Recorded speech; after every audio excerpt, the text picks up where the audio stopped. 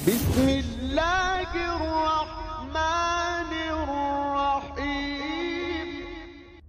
نحمده ونصلي ونسلم على رسوله الكريم، أما بعد. أعوذ بالله من الشيطان الرجيم. بسم الله الرحمن الرحيم. شهر رمضان الذي أنزل فيه القرآن. آمنت بالله صدق الله مولانا العظيم وصدق رسوله النبي الكريم، ونحن على ذلك لمن الشاهدين والشاكرين، والحمد لله رب العالمين. اللهم صل على سيدنا محمد وعلى آل سيدنا محمد وبارك وسلم. اللهم صل على سيدنا محمد وعلى آل سيدنا محمد. جیسا کہ آپ کو معلوم ہے کہ یہ رمضان المبارک کا دوسرا جمعہ ہے، اور اس وقت یوں سمجھ لیں کہ جیسے ایک آدمی پہاڑ کے اوپر چڑھتا ہے اور وہ چوٹی کے اوپر پہنچ جاتا ہے، اور ایک طرف چڑھائی ہوتی ہے، پھر دوسری طرف اترائی ہوتی ہے. اس وقت ہم جو ہے نا وہ چوٹی کے اوپر پہنچ چکے ہیں، یعنی رمضان جو ہے وہ آدھا گزر چکا ہے. اس وقت ہم چوٹی کے اوپر پہنچ چکے ہیں. اب ہم نے اترنا ہے، اور اترائی جو ہوتی ہے وہ بہت آسان ہوتی ہے. تو حدیث پاک میں آتا ہے کہ جب رمضان المبارک کا مہینہ آتا تھا تو صحابہ کرام رضی اللہ تعالی عنہم اجمعین فرماتے ہیں کہ ہم اللہ کے نبی صلی اللہ علیہ وسلم کے اعمال میں 3 باتوں کا اضافہ محسوس کرتے تھے. نمبر 1 کہ اس رمضان المبارک میں آپ صلی اللہ علیہ وسلم عبادات میں بہت زیادہ جستجو فرمایا کرتے تھے، یعنی کثرت سے آپ صلی اللہ علیہ وسلم عبادات ادا کیا کرتے تھے رمضان المبارک میں. جبکہ عام دنوں کی آپ صلی اللہ علیہ وسلم کی جو عبادات ہوتی تھی ان کے بارے میں آتا ہے حدیث پاک میں کہ آپ صلی اللہ علیہ وسلم اتنی عبادت فرمایا کرتے تھے کہ آپ صلی اللہ علیہ وسلم کے قدموں پر، پاؤں مبارک پر ورم آ جاتا تھا عام دنوں میں، لیکن رمضان المبارک میں وہ عبادات ڈبل ہو جاتی تھی. اور دوسری بات فرماتے ہیں کہ اللہ کے نبی صلی اللہ علیہ وسلم اللہ رب العزت کے راستے میں کثرت سے خرچ کیا کرتے تھے، یعنی صدقہ اور خیرات کیا کرتے تھے. اور تیسری بات فرماتے ہیں جو بہت اہم بات ہے کہ اللہ کے نبی صلی اللہ علیہ وسلم مناجات یعنی دعاؤں میں بہت زیادہ کریا ساری فرمایا کرتے تھے، یعنی رو رو کر اللہ کے نبی صلی اللہ علیہ وسلم رمضان المبارک میں اللہ رب العزت سے دعائیں فرمایا کرتے تھے، جہاں وہ اپنے لیے فرماتے، اپنی امت کے لیے بھی فرماتے تھے. تو یہ ہمارے لیے ایک طریقہ ہے کہ ہم بھی ان باتوں کا اہتمام کریں کہ رمضان المبارک کے اندر ہم عبادات بھی کثرت سے ادا کریں، اور جن کو اللہ رب العزت نے مال و دولت دیا ہوا ہے وہ اللہ کے راستے میں خرچ بھی کثرت سے کریں. اور جو اہم بات ہے جو میں پہلے بھی کہتا آ رہا ہوں، پچھلے جمعہ کو میں نے کہا تھا، وہ ہے دعا. تو ہم دعا کا کثرت سے ہم دعا کا اہتمام کریں. اور یاد رکھیں کہ ہم نے نمازیں بھی پڑھ لی رمضان المبارک میں، ہم نے تراویح بھی پڑھ لی، اور ہم نے روزہ بھی رکھ لیا، ہم نے دوسری عبادات صدقہ خیرات بھی کیا، دوسری عبادات بھی ہم نے انجام دے دی. لیکن اگر ہم نے دعا نہیں کی تو یوں سمجھ لیں کہ ہم نے ان عبادات کو اللہ کے ہاں قبول نہیں کروایا اور پھر ہم نے اللہ رب العزت سے وصول بھی کچھ نہیں کیا. یعنی عبادات کا اتنا بڑا مقام ہے، اس کا دعا کا بہت بڑا مقام ہے.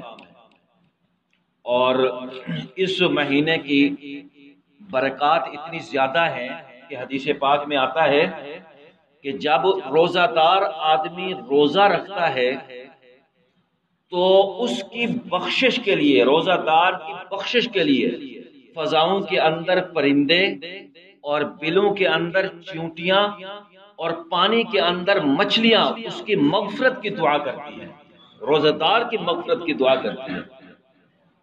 اور پھر فرمایا آپ صلی اللہ علیہ وسلم نے کہ جب روزہ دار دعا کر رہا ہوتا ہے، وہ دن کے کسی بھی لمحے میں چاہے وہ دعا کر رہا ہو، جب وہ روزہ دار دعا کر رہا ہوتا ہے تو اس وقت اس کی دعا کے اوپر فرشتے آمین کہتے ہیں۔ اب آپ اندازہ کریں کہ جس کی دعا کے اوپر فرشتے آمین کہہ دیں تو اس کی دعا کی قبولیت میں کوئی شک باقی ہی نہیں رہتا، وہ تو دعا اللہ کی بارگاہ میں قبول ہوگی ہی ہوگی۔ اور اس کی برکات رمضان المبارک کی اتنی زیادہ ہے کہ حدیث پاک میں آتا ہے کہ روزہ دار کی جو عبادات ہیں، روزہ دار کی عبادات، ان کا اجر رمضان المبارک کے اندر بڑھا دیا جاتا ہے۔ یعنی نفل کا جو اجر ہے، نفل کا اجر فرائض کے برابر کر دیا جاتا ہے۔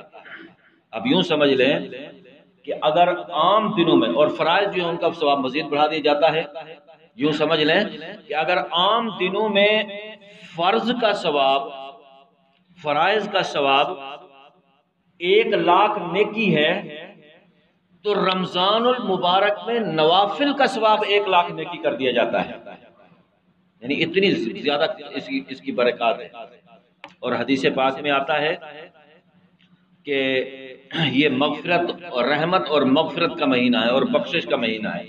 اور آپ صلی اللہ علیہ وسلم نے ارشاد فرمایا کہ اولھا رحمہ، کہ اس کا پہلا جو عشرہ ہے وہ اللہ کی رحمت ہے، اس کا پہلے 10 دن اللہ کی رحمت ہے۔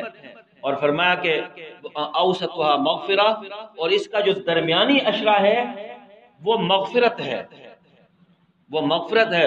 اس درمیانی عشرے کے اندر، یعنی یہ جو 10 دن چل رہے ہیں، یہ درمیانی عشرہ چل رہا ہے، فرمایا کہ اس عشرے کے اندر انسان کو کثرت سے مغفرت مانگنی چاہیے، اپنے رب سے کثرت سے مغفرت مانگنی چاہیے۔ اور فرمایا وآخرها عتق من النار، کہ اس کا جو آخری عشرہ ہے کہ اس میں اللہ رب العزت جب انسان درمیانی عشرے میں، یعنی پہلے عشرے میں جب انسان اللہ کی رحمت کو لوٹتا ہے اور دوسرے عشرے میں وہ اللہ رب العزت سے مغفرت کا سوال کرتا ہے، مغفرت مانگتا ہے، تو پھر آخری عشرے میں اللہ رب العزت اس کو جہنم سے آزادی عطا فرما دیتے ہیں۔ وآخر آیت من النار، کہ آخری عشرہ جو ہے وہ جہنم سے خلاصی کا عشرہ ہے۔ تو بہرحال ہم اللہ رب العزت سے کثرت سے دعا مانگے، ہم عبادات کریں۔ دیکھیے اگر ہمیں مغفرت ملے گی تو کن چیزوں پر ملے گی؟ یہ ایک سوال ہے، سوچیں ذرا کہ اگر ہمیں مغفرت ملے گی تو کن چیزوں پر ملے گی؟ ان چیزوں پر ملے گی، ان اعمال پر ملے گی جو اللہ رب العزت کو راضی کرنے والے اعمال۔ ہاں، ایسا نہیں ہے کہ جو ہے نا 6 دن پھرتے رہے اور اس میں جمعہ والا دن روزہ رکھ لیا اور بس ہم نے اللہ کی عبادت کا حق ادا کر دیا، ایسا نہیں ہے۔ یہ تو اللہ رب العزت کا دھوکہ ہے، منافقت ہے۔ ہاں، یہ بات یاد رکھیں کہ ہم جو ہے نا سارا سال اس کا کھاتے رہیں۔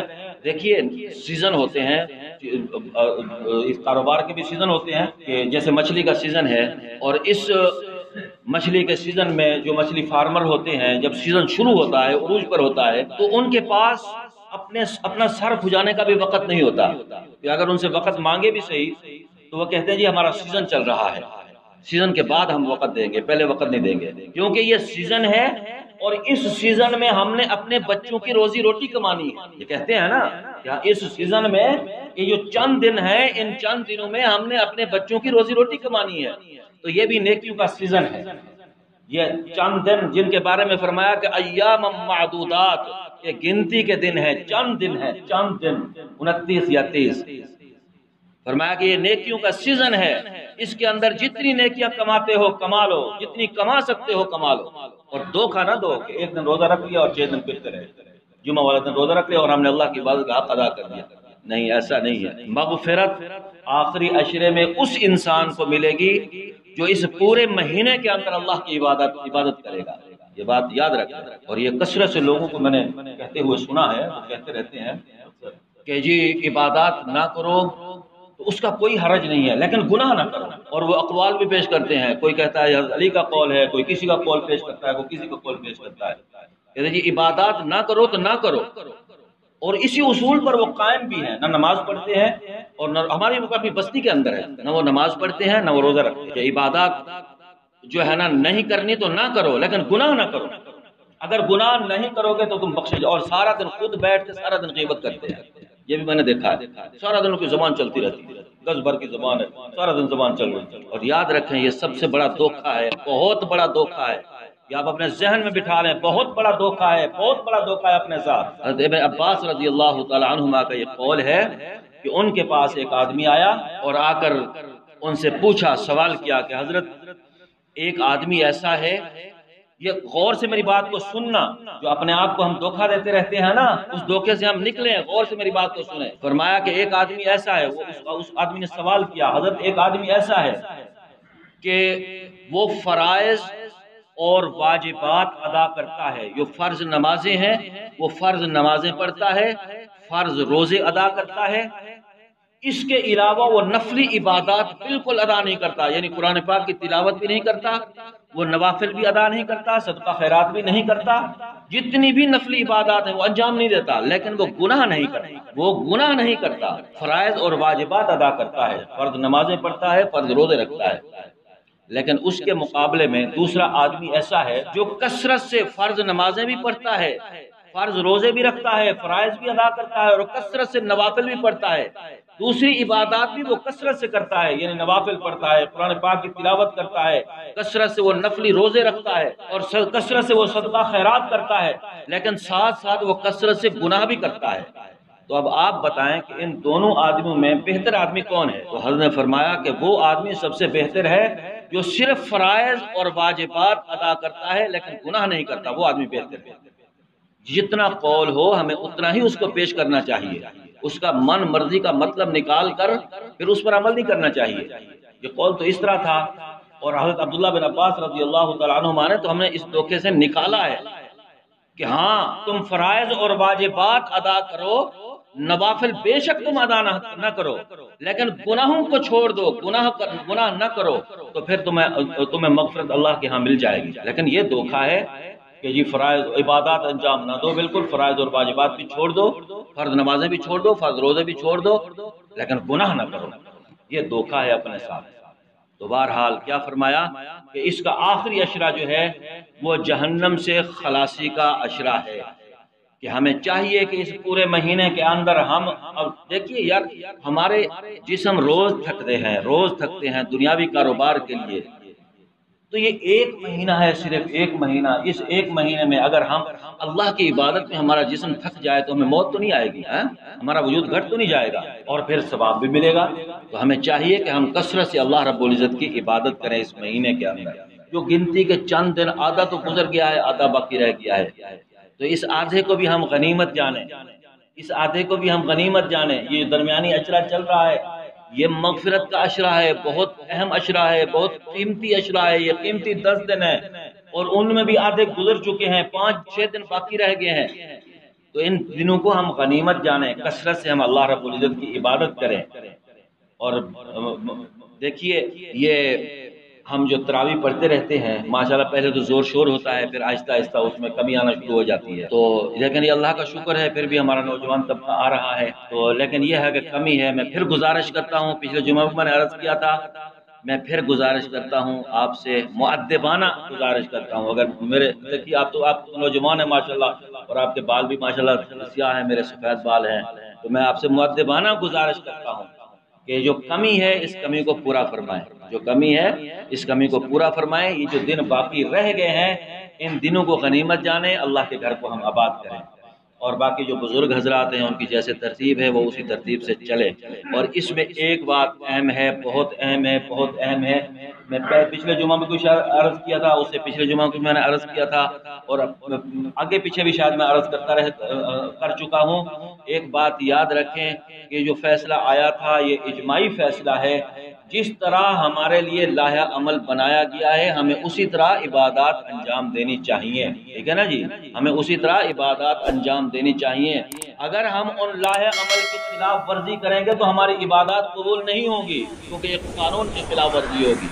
یہ بات آپ یاد رکھیں، اللہ عمل کی توفیق عطا فرمائے۔ وآخر دعوانا الحمدللہ رب العالمین۔